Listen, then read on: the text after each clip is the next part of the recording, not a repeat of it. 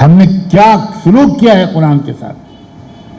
دین کی محنتیں کر رہے ہیں لیکن قرآن سمجھنے کی کوئی ضرورت نہیں. اس کو بالکل دین سے خارج کام سمجھا جاتا ہے.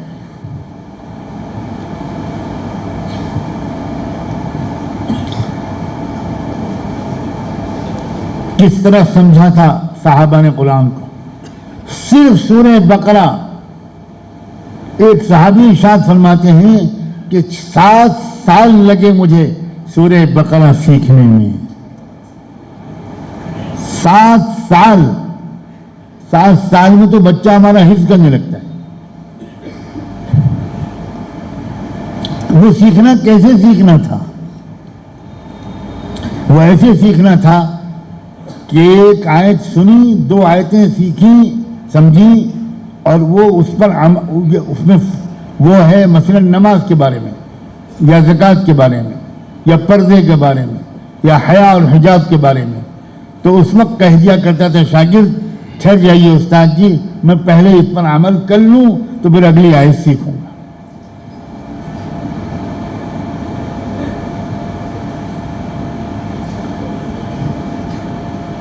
اللہ کے بندوں اور بندیوں، اللہ کے واسطے قرآن کی طرف واپس آؤ.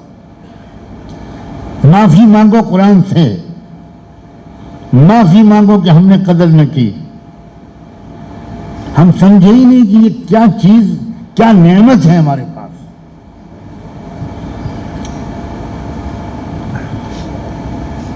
دنیا کی کسی قوم کے پاس کوئی ایک کتاب ایسی نہیں ہے جس کے بارے میں وہ قوم یہ کہہ سکے کہ یہ کتاب ویسی ہی اوریجنل شکل میں موجود ہے جیسی کہ ہمارے دھرم گرو کے پاس، ہمارے رشی منی کے پاس، ہمارے پیغمبر کے پاس آئی تھی.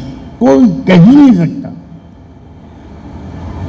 کیا زبردست معجزہ ہے. ایک پوری دنیا میں کوئی یہ کہنے کی ہمت ہی نہیں کر سکا کہ قرآن کا ایک حرف بھی بدلا گیا ہے. اللہ اکبر.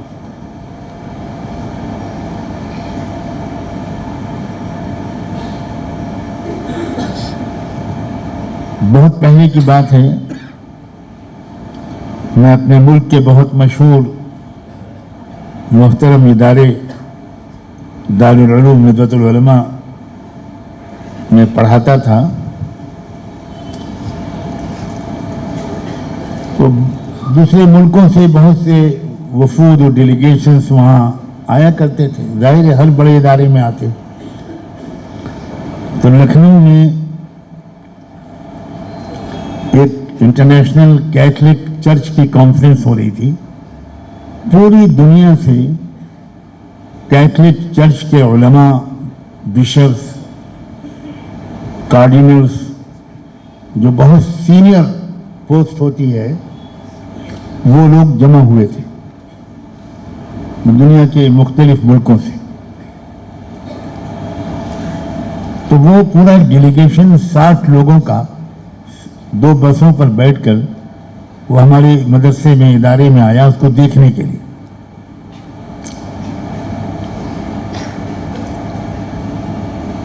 تو چونکہ اس میں یورپ کے لوگ زیادہ تھے، تو میں چونکہ ٹوٹی پھوٹی انگریزی جانتا ہوں، تو ہمارے محترم صاحب نے میرے ذمے لگایا کہ میں ان کو پورا ادارہ دکھاؤں، ان کو ویلکم کروں، ان کے سامنے انٹروڈکشن پیش کروں اور ان کے ساتھ ایک گیٹ ٹوگیدر ہو. چنانچہ میں جب ان کو اپنا ادارہ دکھانے کے لیے لے گیا تو سب سے پہلے میں اس جگہ لے گیا جہاں 600-700 بچے یا 500-600 بچے قرآن مجید حفظ کر رہے تھے. ہمارے ادارے میں بہت بڑے بڑے شعبے، ڈپارٹمنٹ، اکیڈمیز، ریسرچ انسٹیٹیوٹ اچھی طرح جانتے ہیں مولانا. تو لیکن میں ان سب جگہ پر پہلے نہیں لے گیا. پہلے میں شعبہ حفظ قرآن میں لے گیا، جہاں بچے خاص انداز سے حفظ کر رہے تھے. وہ پتہ نہیں ہلنے کا حفظ قرآن سے کیا رشتہ ہے. یہ تو حافظ لوگ ہی جانے. ہو سکتا ہے نیند بھگانا مقصود ہوتا ہو. پھر وہ ایسی عادت پڑتی ہے کہ بوڑھے ہونے تک بھی بغیر ہلے پڑھ نہیں پاتے. تو وہ بچے ہل ہل کے قرآن پڑھ رہے ہیں. تو وہ خاموش دیکھتے رہے. وہ سب ان میں کئی لیڈیز بھی تھیں, مرد بھی تھے. تو انہوں نے پوچھا مجھ سے کہ what are these children are doing, کیا کر رہے ہیں بچے؟ تو میں نے کہا دے آر میمورائزنگ قرآن. تو بہت تعجب سے اس میں سے ایک لیڈی نے پوچھا, ہالینڈ کی ایک خاتون تھی, they are memorising whole Quran, complete Quran. وہ بلیو ہی نہیں کر پا رہے تھے اس بات پر کہ پورا قرآن یاد کیا جا سکتا ہے. وہ بار بار مجھ سے پوچھا پورا قرآن یاد کر رہے ہیں, پورا قرآن یاد کر رہے ہیں. میں نے کہا کہ آپ چاہیں تو میں بچوں کو بلاتا ہوں, آپ کہیں سے بھی قرآن کھول کے ان سے کہیے کہ پڑھو. اور ان میں چونکہ 4-5 عرب لوگ بھی تھے کرسچن وہ, لیکن کوئی لبنان کا تھا, کوئی کہاں کا تھا.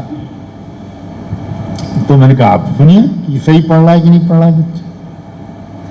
تو یہ جو منظر ان کے سامنے آیا تو ایک خاتون, ایک لیڈی جو ان میں بڑی عہدے کی تھی, تو وہ قابو اپنے آپ پر نہیں رکھ سکی. اور الحمدللہ اللہ میاں نے یہ خوبی دی ہے عورتوں کو. تو اس کے منہ سے نکلا او آئی سی, او اب میں سمجھی. یہ اس کے منہ سے نکل گیا. میں سب سمجھ گیا کہ یہ کیا کہنا چاہ رہی تھی.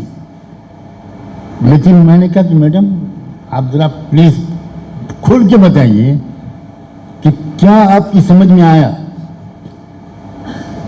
تو اب وہ پھنس گئی.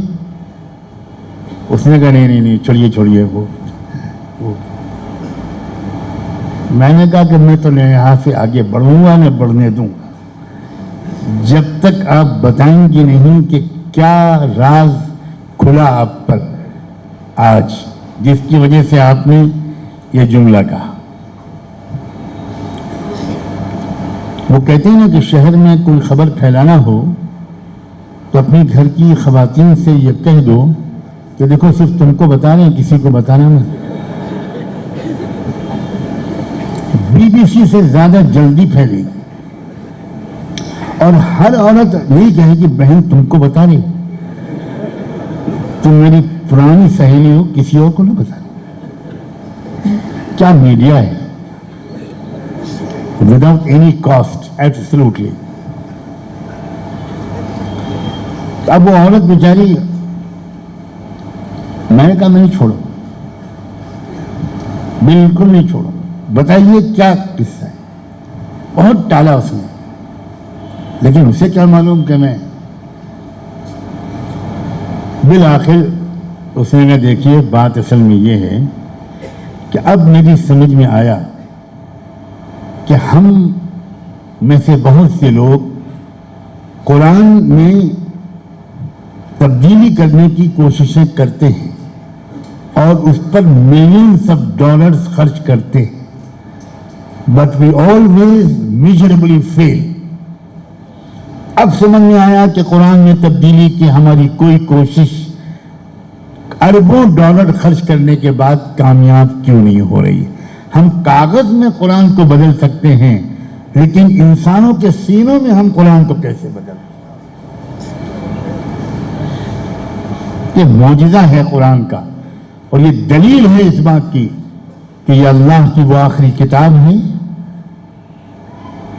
جس کی رہنمائی میں زندگی گزارو گے ترقی کرو گے,